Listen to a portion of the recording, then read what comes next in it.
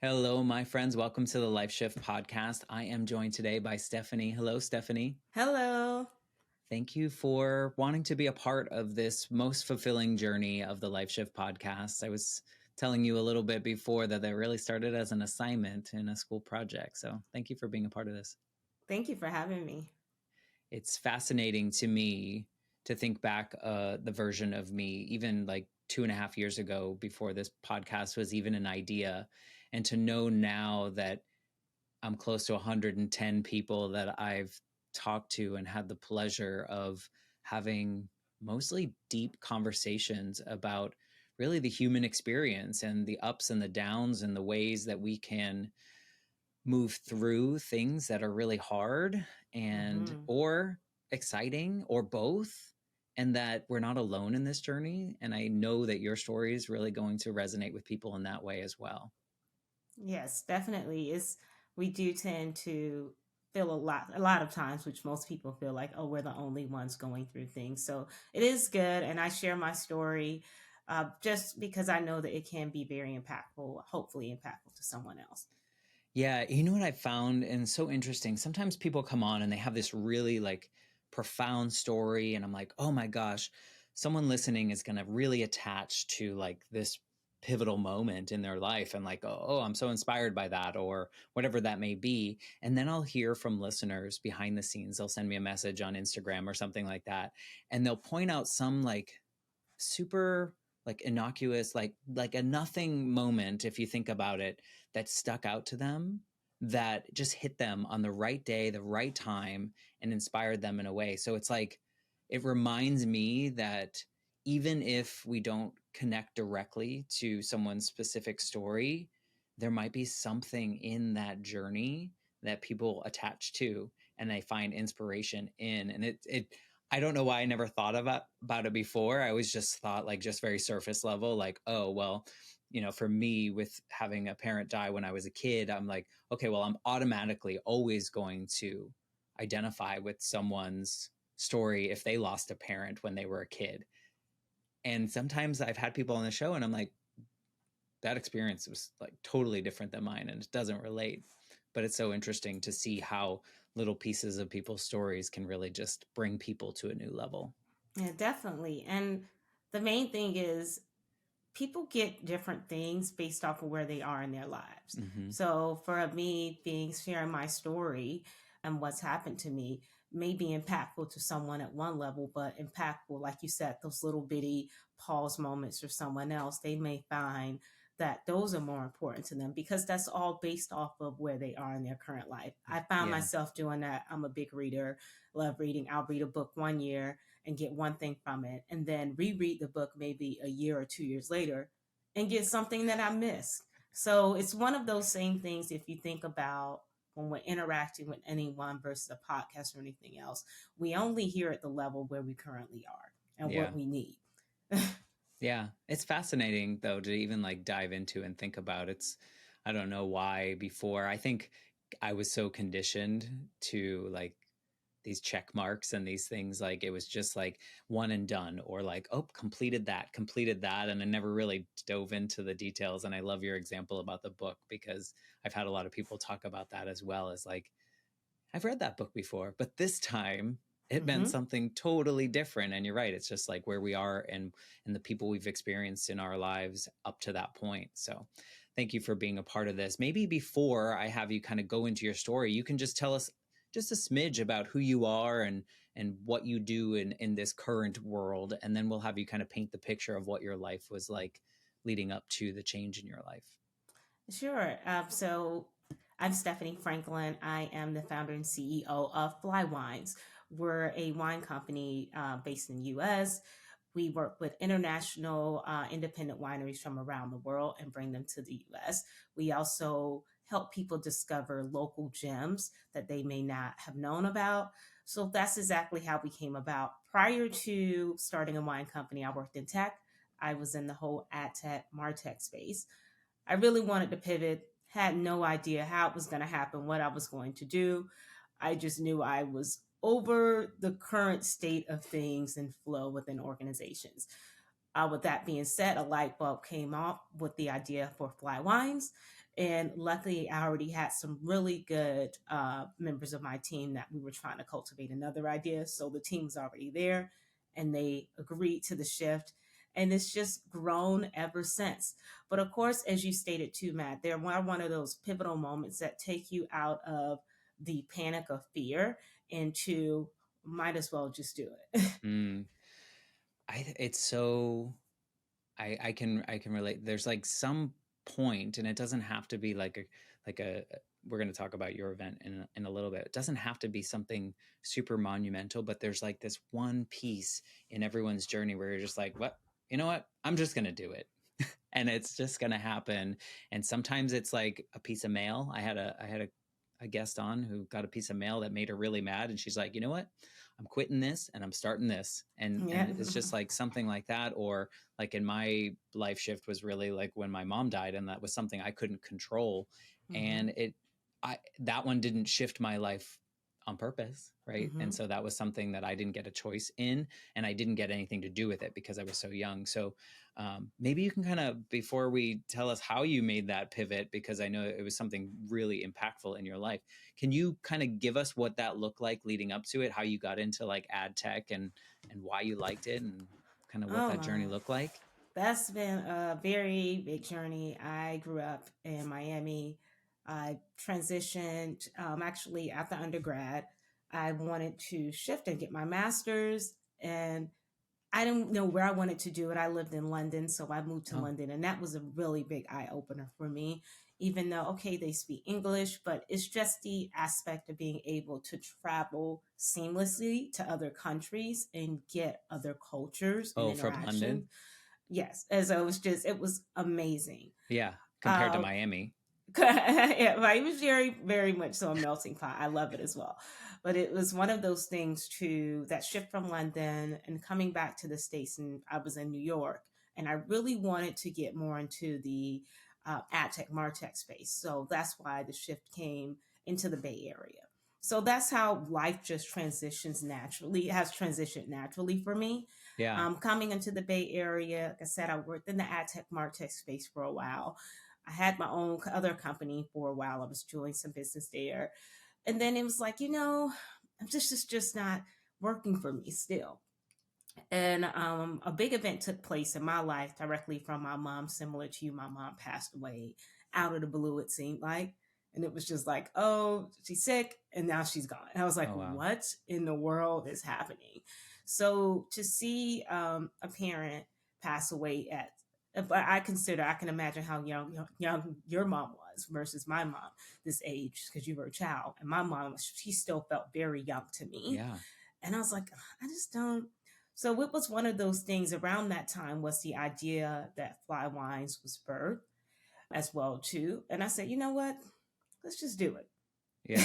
It was just one of those things to where like, and I think it may sound very morbid. A lot of people may resonate or not, but for me, it came the standpoint of my life will end no differently than anyone else's, meaning Mm.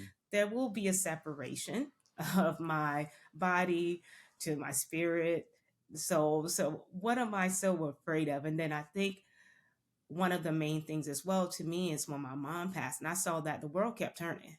Yeah. People No still one else kept stopped moving. but I you. wanted the whole world of halls. And they were like, oh, we'll give you a Yeah. moment of silence. And now we're going to move on to the next one. So Yeah. it's one of those things to where we think we overstate the importance of our current existence versus realize there may be something else greater. And why should you not do whatever it is you want to do? And it also made me realize I do not want to be, whether it's that better if it happens quickly, living with regrets. I'm just trying to create memories. I tell my dad memories that I want to see flash before my eyes Mm. before I leave. Yeah. I'm wondering, growing up, were you someone that was like, because like it sounds like you were moving around a bit. You were kind of chasing. Were you chasing career? Were you chasing opportunities, or were you just moving? Opportunities. Okay. Opportunities. I'm one to where, oh, if it sounds like a good opportunity, I'll just do it. I'm like, oh, where's that to hold me back? And I think a lot of times as well too, it resonates because I am a single woman. I don't have any kids. So Mm. it, So why for not? me, my risk barrier is pretty Right. low. So you were someone that was not. necessarily afraid of risk or change or those kind of things. Like you had done Yeah. it many times. There was just some kind of, there was a barrier of, well, not even, because you said you had your own business. So what was that barrier that was like keeping you from launching this newer company? Like why stop there? What was the line? The other company I had, that was just more of a sales tactic. So it was too hands on it. So I couldn't get it to scale without it being so hands Okay. on. So it was one of those things. It's not going to work. Let's shift something Yeah. until, unless you have a ton of different engineers to back it up or pay someone. Mm, And I wasn't that much so at that point in time very passionate about that particular idea. I was mm-hmm. passionate about what I do now, which is still just like when sales and marketing and interacting and Yeah. networking with people. That's what I like most about it. But wine is something I have found a huge passion in, especially once I transitioned to London and Mm-hmm. experiencing all of those different cultures. And luckily, I moving into the Bay. One of my good friends, who's also our somm, he is an Italian somm. I always pick at him. I'm like, well, he's a fourth generation, so he really doesn't count. Like it's in his blood. He's been drinking wine since he was like 2, but no, he's extremely well educated. He's a high level somm. He's level 3, so it's only one more to go for him. Oh wow. But it's one of those things to where meeting with him and interacting and understanding wines even more has just created and heightened it within me. And I see also how a lot of times, if we can bring the mindfulness to wine as well, which is Mm. what we're cultivating in the future, you'll see how that can impact your senses of smelling different wine and sense and different flavors, how that Yeah. can impact you in a different way and heighten your senses overall. Yeah.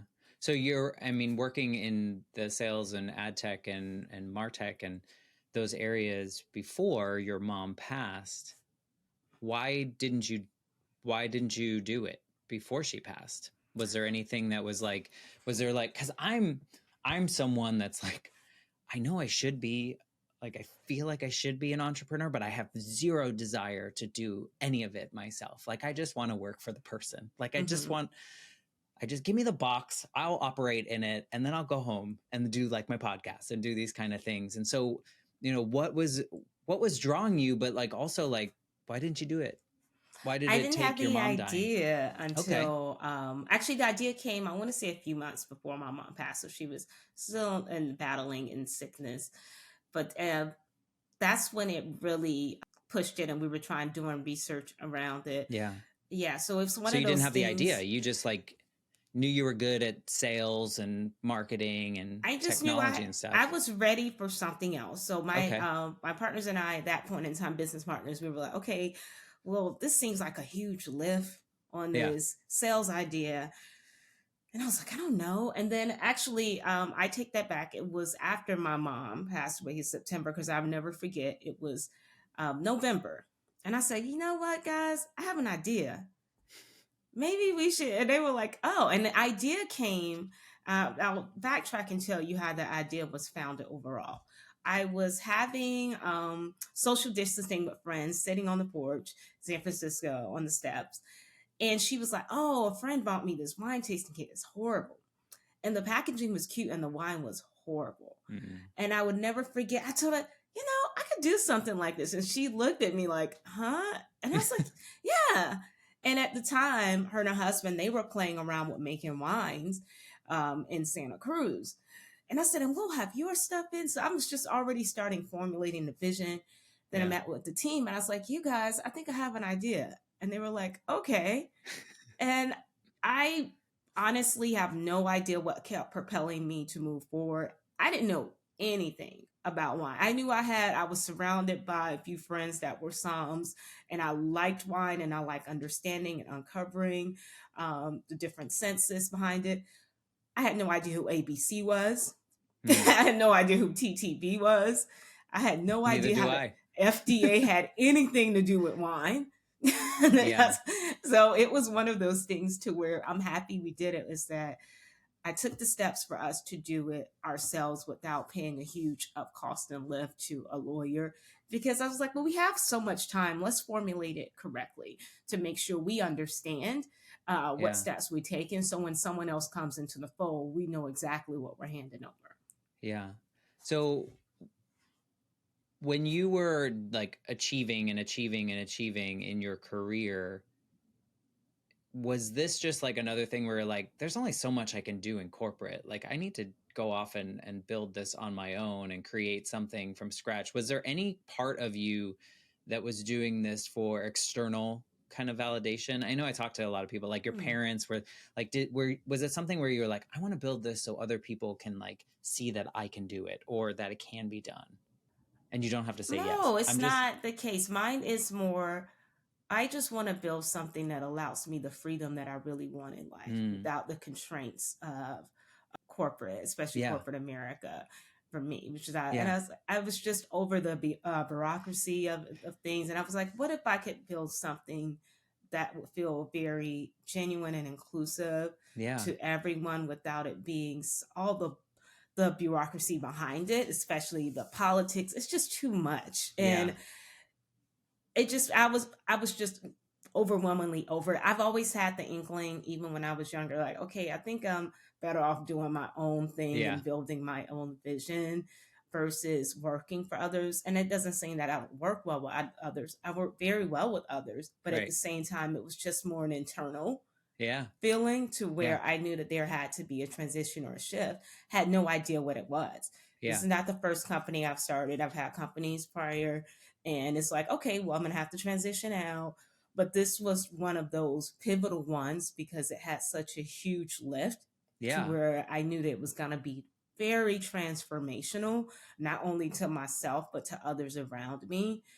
And I think the main thing is, which is very good for people to know, is because going from one industry to a totally different industry that you're unaware of takes a lot.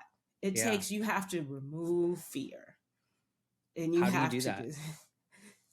just focus on the first step in line. And I tell Yeah, people all the time, focus on what's in front of you. yeah, For me, when I was building up Flywines, if I had seen the whole picture of what it would have taken, I probably would have been scared. I'm like, I don't know.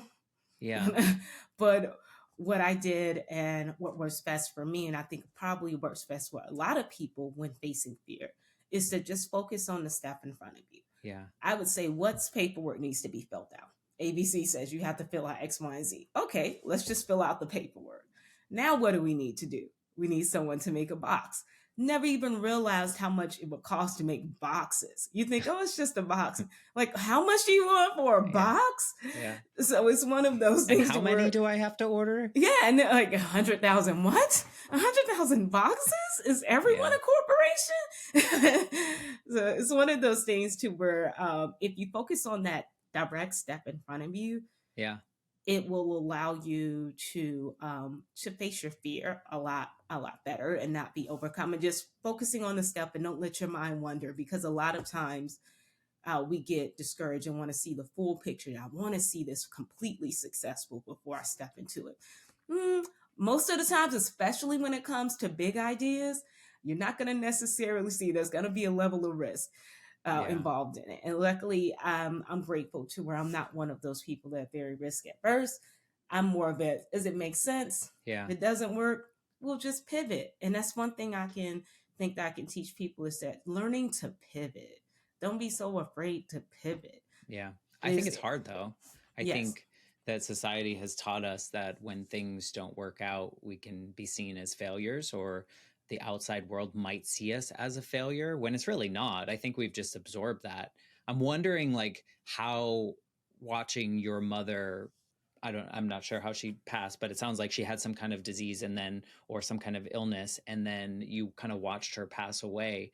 Was there any part of that journey that lit the fire more or like that changed you? Because it sounds like in your journey from Miami to London to New York to the Bay Area, you were always kind of seeking and feeling confident in your decisions. Like what was it about, seeing someone that you saw as young and still so much more to Mm-hmm. go? What was it about that journey that like changed you to be like, let's go? I think just the passing in itself, when someone dies like that that's near to you, it's just like the passing just affects you. Like, oh wow, life just shifted drastically. Yeah.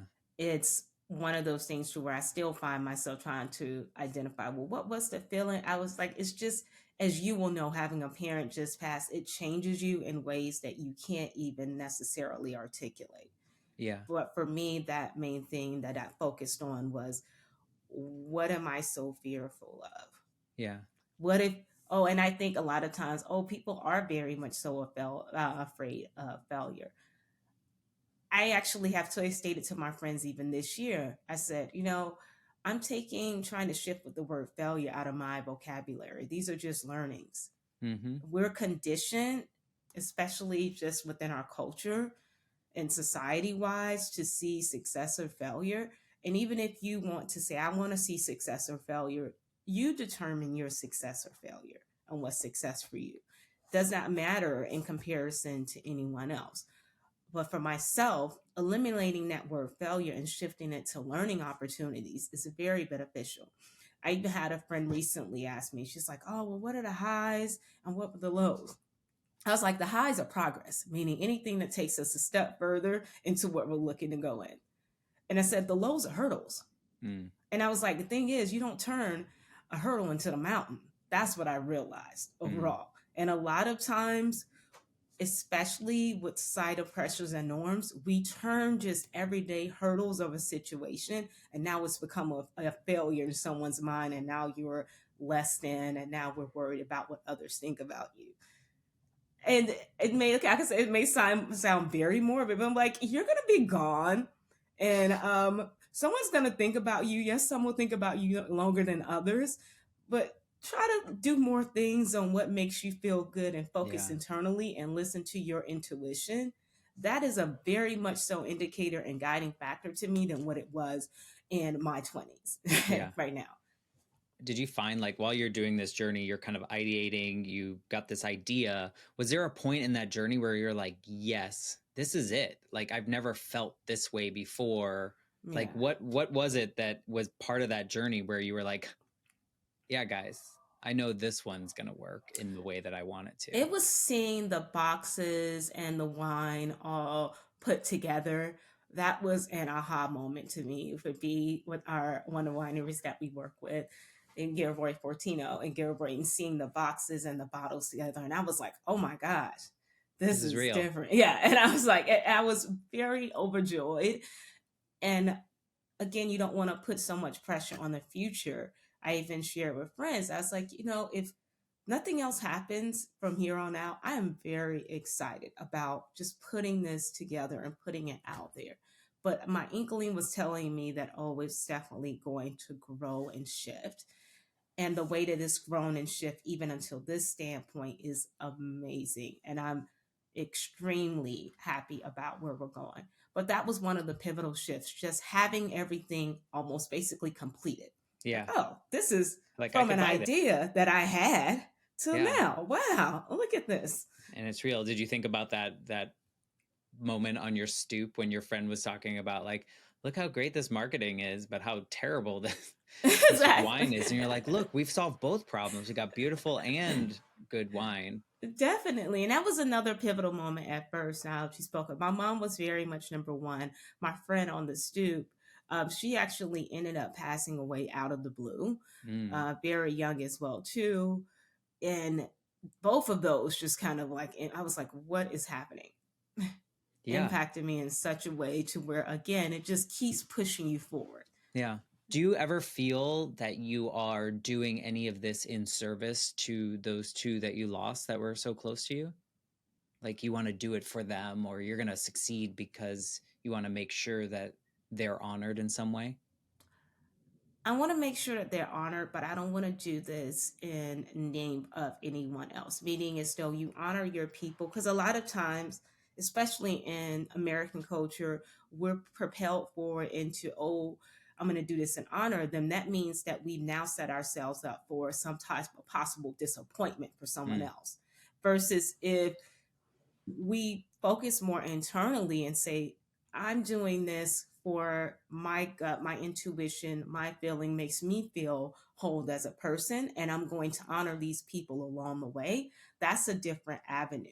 Yeah. But when you put so much pressure around, I'm doing this for them, and then when things don't pan out or you don't see the progress as expectations, then there comes a point, and I feel like that's kind of spiral for sadness and depression Well, because good on you. I can't even understand it. I mean, if we're being honest, if people listen to the Life Shift podcast and they hear me, they're like, Matt, you and Stephanie have nothing in common because, like and a lot of it probably stems from, my mom died in 1989. So around that time, no one was really talking about mental health. No one was really talking about how do you properly help someone, especially a child, grieve this loss. And so a lot of my things that I assumed at that time and took on the responsibility of was to prove to everyone that I was going to be okay, that I mm-hmm, was going to succeed, right? Whatever that mm-hmm, meant. Like you said, it's like you kind of have to define that for yourself. But I think when you're that young, I assumed that I just had to be good. I had to be better than everyone else so that everyone around me was like, oh, he's okay. Like mm-hmm, he's not going to fall into deep despair. Meanwhile, behind the scenes, I was a big hot mess. mm-hmm. And, so all of your talk is so like you talk about how you have to fuel yourself from the inside, and it's all so foreign to me. And I'm like, I wish that I could feel that way. And so I'm sure you encounter people in your Yes. I've space. encountered my own self. I felt a certain ways before I am the way I am now, where I'm growing to be as How well did too. you transition from like this external validation type thing to be like, no, that doesn't really matter?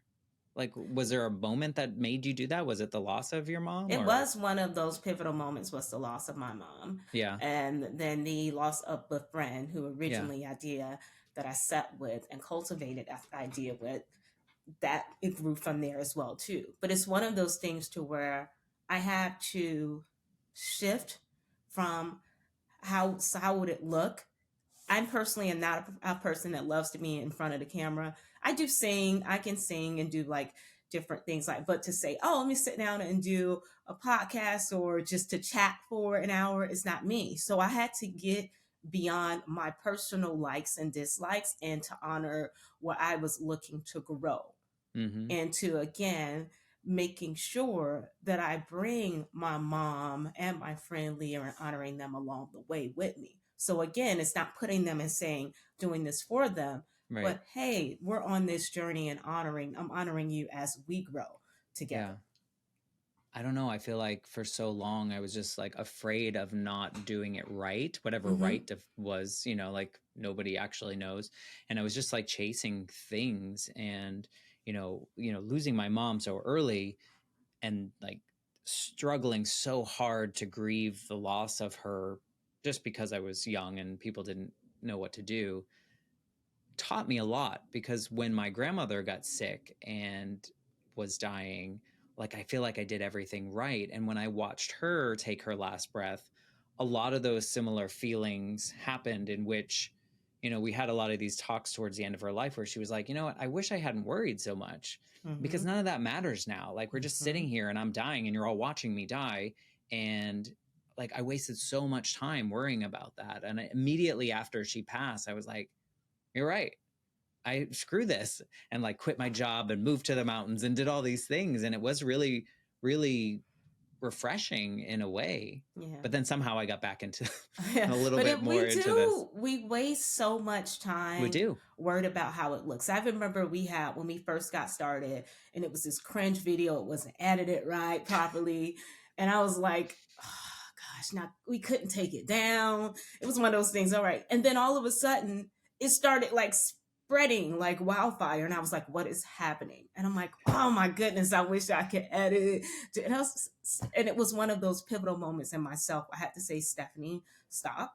So things don't look perfectly, and maybe that's what resonates with people. Yeah. We're trying to make things so profound and so perfect a lot of times. Don't get me wrong, we change what we can, but my standpoint is I do the best I can now with the current knowledge I have. Yeah. Tomorrow I'll do better with more knowledge. again Hopefully. from the day before. So giving myself that grace has been so pivotal for me and where I am now, and Yeah. hopefully to the person I'm growing to. And that's one of the things I always have keywords for myself. And I think it was like a year or two ago. That was one of my guiding keywords is grace. Give Hmm. yourself grace, Stephanie. You give everyone else grace. I'm gonna give everyone grace. Right. It's okay. But then it comes to myself. Oh no, Stephanie, I Yeah. cannot believe you. So it's a process. You're not like in this place where every day is like sunshine and rainbows and you're perfect with yourself. The hurdles that I deal with every day, looking at my inbox right now. Well, I didn't expect that. Yeah. What is that? Oh, well, wow, that came out of left field. It's But for me, the keeps it balanced is I don't see them as failures. I don't see them as mountains. I see Right. them as hurdles and Right. learning They're surmountable. experiences. Exactly. As Yeah. I always say this, nothing is insurmountable. And it Right. really is not. Oh no, Right. it is. No, it really is not. Right. Because it's a life we're an experience. I think a lot of times we get so focused in our head and in our feelings that we're taking away from our existence, Mm-hmm. which is just to be within ourselves and to enjoy our time here on this earth and to do what makes us feel whole on this earth. And for Yeah. me, that was the pivotal moment of starting Flywines. I felt, okay, this is something I want to do. I'm feeling more in control, Yeah. not even just in control, but hey, I'm building something that makes me happy. I'm working more hours. But I you enjoy asked a it. friend and said, she's like, how many hours you work? I'm like, we don't ask questions like that. Like you It just do can't it. count that high. Yeah, it's enjoyment of it. And Right. I realize it's not the working aspect. You want to do things you enjoy and you count the hours less Yeah. because you're enjoying it more. Right. You're not dreading getting to the end of the day. Maybe some days you are, but in general, you're not dreading the next step because it all feels right in right space. So, like, what's the timeline? If we're looking, you left corporate America when you built to when, and when did you get that box in the hand? Like, what does that timeline look for you? It was really at the end of last year, corporate America shifted when the whole shifts happened with the layoffs. And from then on, I was like, okay, no, I'm going full time into Flywines. Okay. Like, oh, yep. And we were at that point to where the boxes hadn't arrived yet, but they were en route and everything was in motion. So we were in a really good place. Oh, and then funny enough, out the blue, realized that we were going to launch, thinking we were going to launch it in November last year. You should change your license. Okay, ABC, let's upgrade the license. Oh, that requires another department. Mm. Uh, oh, and more money. Oh, well, wow. Well, I didn't expect that. So again, here's a hurdle that set us back 6 months because it takes a long time for the approval process, back and forth paperwork to get it approved. Consent unless you want to pay a lawyer tens of thousands, which was an aspect that I was looking into, especially after venturing and starting in full time. Yeah. So finding those little hurdles along the way, come about March of this year, seeing and having that box in hand. It was about March or April. Wow, this is great. We're ready to go to our launch date in May. And to see that be the anxiety behind that as well too. If you've been at the podcasting, you said you're over 110th episode, is that a lot of times when you're putting it out there, you're like, oh my gosh, I hope this is well received. It's not, Yeah. I Because don't you put in a know. lot of work. Yeah, you put in a lot of work, but then you have to remind yourself, even if it's not well received, it's something that I'm very proud of than Mm-hmm. myself. And it doesn't matter because that's what wholeness for me is important and does is it takes the a little bit of the anxiety out of it's Yeah. presented and how it looks to people, but saying, hey, Stephanie, even if no one likes it, you like it still, right? Yeah, you're right. So am I conditioned to only like things that other people like? Am I training myself to like things that actually I like as Yeah. well? Yeah. Yeah, well, and I think that is the big difference there is that, you've developed this company and you've developed this product and whatnot with full intention and wholeness in what felt right for you and the direction that you want to go. And I say that because I think there are a lot of businesses out there, there's a lot of entrepreneurs out there that are building something because they heard the market wants Mm-hmm. this, or they heard so and so made bazillion dollars doing this, so now they're going to make it slightly different and offer, in some way. But the way you've built Flywines is really heart centered, Correct. building from within, so that whatever happens feels good, I feel feels like like you put it. if you build things off of passion and things that come from you, they're more likely to succeed. And even if there isn't a community out there for it, a community will form. Mm-hmm. I mean, and I will say something so funny. You could cut it out if you like. Like, even people that are like, oh, these foot fetish people, there's so many websites and everything out there that you would never think a community of these people exists. Mm-hmm. And they do. So Yeah. even whatever you're offering, there's still a community of people Yeah. that your message resonates with. And that's what I had to come to terms with Flywines, is when I built, I said, who knows if what will grow to, but there may be a community of people. And the community started to form. Yeah. And it just makes me extremely excited to see where we are and even where we're going to and growing to. Yeah. So people listening now, we're recording this in November 2023, probably won't be out until early 2024 when you're listening. But at this point, you've had it like officially launched now, like 5 or 6 months, right? Is this true? Yes. So what does that trajectory look like? Is the passion and the heart and all the legwork that you put into it, how does that feel now that you're 6 months into this? It still feels amazing. Okay. Again, even there are hurdles along the way of, but my mindset is don't turn a hurdle into a mountain, Stephanie. Mm-hmm. Just take it step by step. Especially upon this entrepreneur journey, you cannot afford to let things like deteriorate in you and become mountains, because you have a team underneath you that's looking to stay, okay, you're the guiding factor. And with that guiding factor, you have to make sure that there's a balance, meaning as though you acknowledge, don't act as if, oh, everything is great. Everything is not great every day. But at the same time, we accept the problems or whatever challenges, and then we start focus on a solution.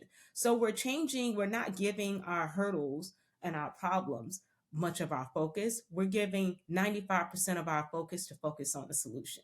Yeah.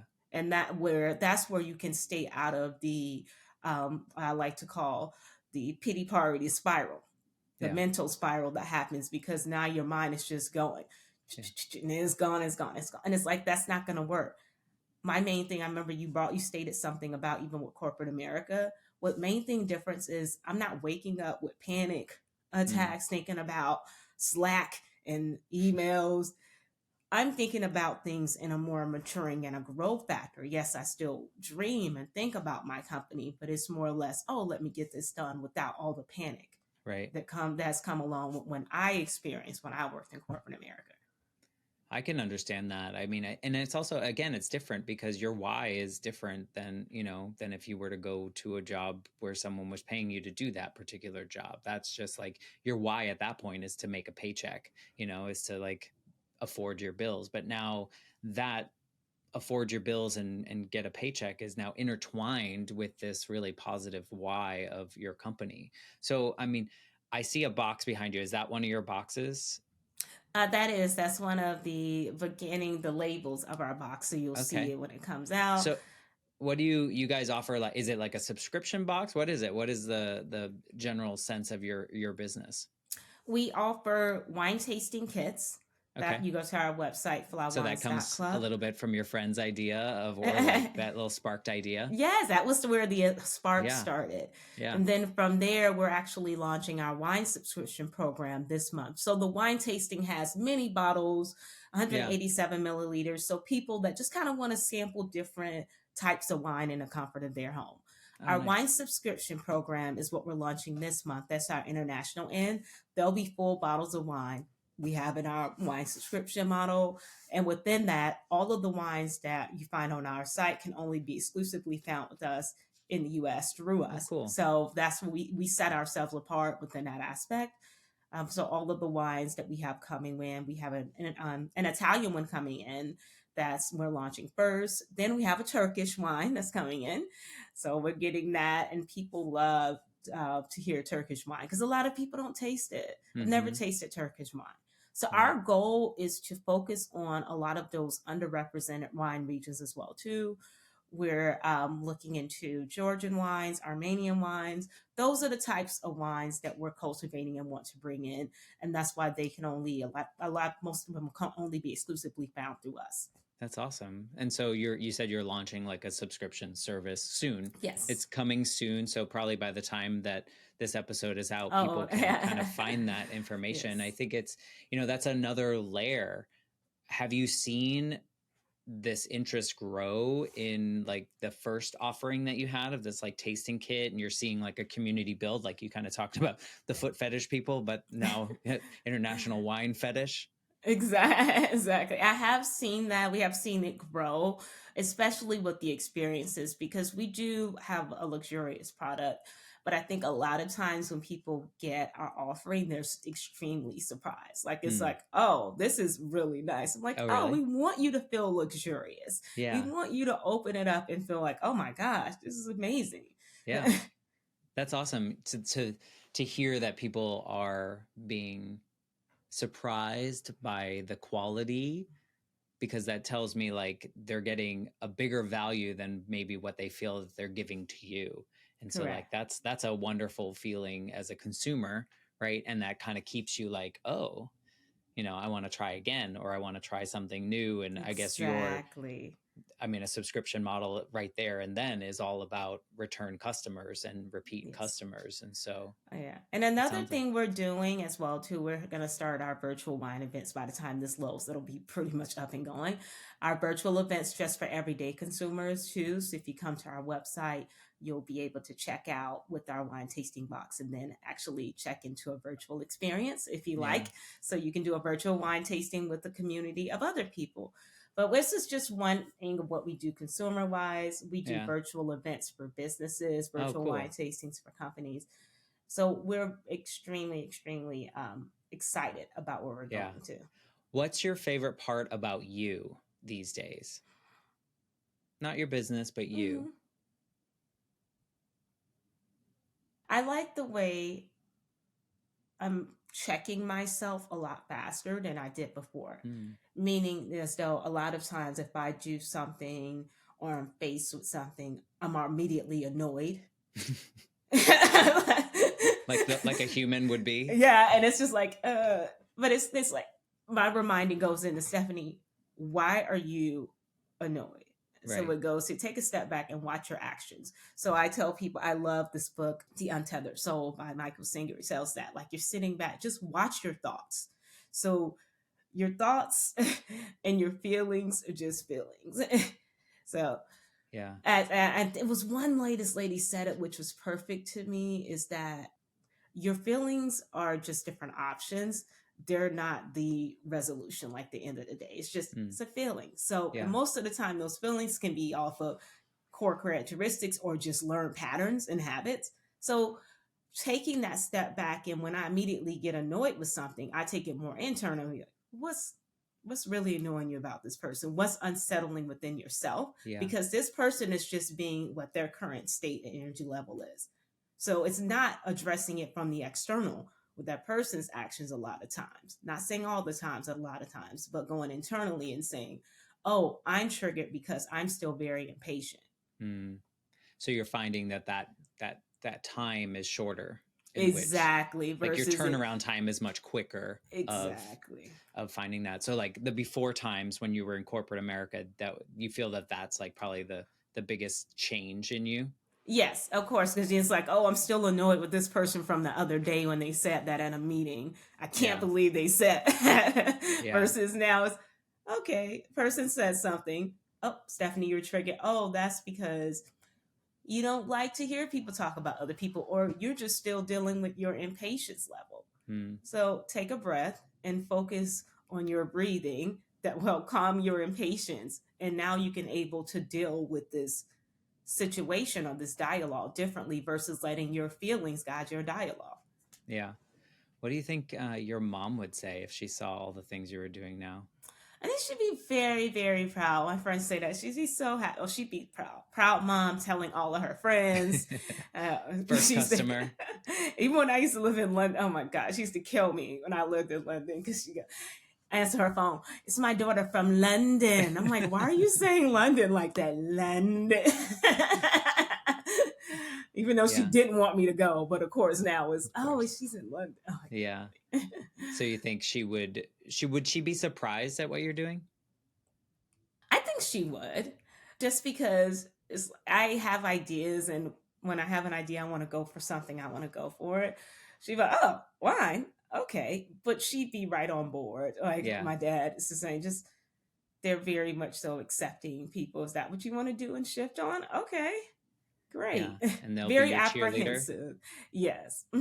Yeah. They were like, I wouldn't do it, but you go for it. Are they that kind of people, or are they people that also take big risks? They, I will say they don't take as many. I don't come from a Okay. huge family of like major risk takers. Like I'm the Okay. first one that You're the actually rebel. lived out the side of the US, and my grandmother almost had a panic attack. I'm like, things can happen to me here. Yeah. And so, it's just that my parents have taught us to be very outgoing and to believe we can do anything. So I think they'd be very Love proud of that. the fact that, oh, you're actually believing you can do that. I don't know if you can do it, but I'm happy you believe it. So because if you believe it, now I believe it. Yeah. Well, and it goes back to your point, which is very, very hard to do for a lot of people, is to just take the next best step. Just Mm-hmm. focus on this thing that you need to accomplish that's directly in front of you, and then you can handle the next thing. And I think a lot of us, I'm going to include myself in this, I think a lot of us think of the what ifs, think of how am I going to get there? It's so far away. How am I going to get there? And good on you for realizing that that part, it matters, but not as much as this thing that's right in front of you to take that Mm-hmm. next step. Because had you not done all that stuff, you could have seen jumping into the wine industry as a giant mountain, right? Exactly. But you were just building one step at a time so that you eventually you're like, oh, I'm near the top of the mountain. Pretty cool. Like I can see Exactly. what's beyond this and move through it. So good on you. I mean, And I think, you just said something that sparked as well in me, about just taking the step by step and looking at it, not letting the whole picture consume you, and just being more in the moment, being present. And that's what taking a step by step method does, force you to be more present in the moment, because we are necessarily, especially in the current way of society, we're looking externally, we're looking at the future, and they tell you, any psychologist and anyone will tell you, like, you have to stay in the present moment. I love yoga. That's what yoga is, staying in the present mm-hmm, moment. And when you take it step by step, you are forcing yourself to this be is a in the good point. present moment, and just like, I'm just looking over here. I Yep. don't know what's happening. Oh, I did that. Now I'm going to look over to the next section. So being present, having those present moment type of opportunities, Yeah. I found them to be very impactful. It helps me to slow my thoughts down. It helps me to slow my anxiety down, Yeah. even as we grow and things are still very much so uncertain. Yeah. But again, my present moment has changed than where it was a year ago. Yeah. It's changed to, okay, let's just get the wine subscription going. Great. I think that's good advice. I was just editing an episode that my guest, he, very much lived in this kind of anxious and also depression and pieces and always worrying about the future and those kind of things. And really what helped trigger his journey to feeling a little bit better was deciding to ride his bike to work Mm-hmm. 9 miles each way, because you're forced to, like you say, be in the present. You have to Mm-hmm. see everything that's going around you, or you could Yep. die. Like people could run Exactly. you over.